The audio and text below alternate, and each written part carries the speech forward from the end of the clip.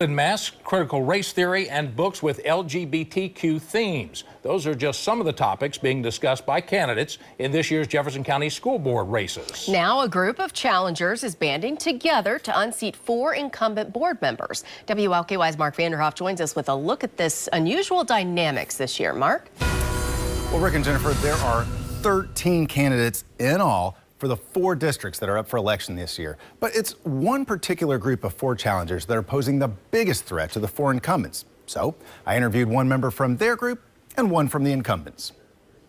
The Jefferson County Board of Education has seen one protest after another since the pandemic started. Parents protesting the mask mandate at JCPS, parents protesting the lifting of the mask mandate, and disagreements about how to teach America's racial history and whether to arm school resource officers. Yes, there are tons of issues.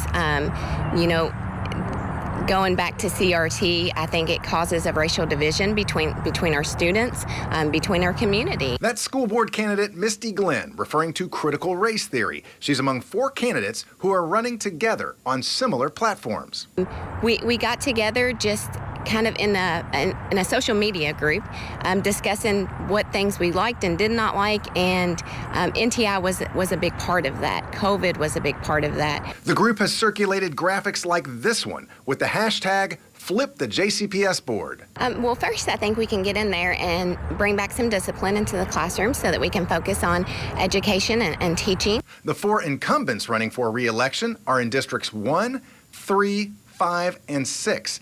Diane Porter, chair of the Board of Education, defended the board's decisions during the pandemic. I think we listened to the advice of others, experts, about various things. The ultimate goal was to keep everyone safe and healthy. And she says she has accomplished a lot while representing District 1. But I am proud of things like our racial equity policy. I'm proud of the opening of the W.E.B. Du Bois Academy. I'm very proud of the opening of the Grace James Academy. Porter worries about the politics of their challengers. A major concern for me with education is that we don't go backward. Because back in the day, there were only so many things that children of color could do. And that's very emotional for me, because I've been around for a while. Now, if you want to learn more about the school board candidates, there are 2 candidate forums with them tonight. One for District 1, it starts at 6:30 at the Norton Healthcare Sports and Learning Complex. The other for District 4 starts at 7 at the Iroquois Library. They're being put on by the League of Women Voters and the Urban League.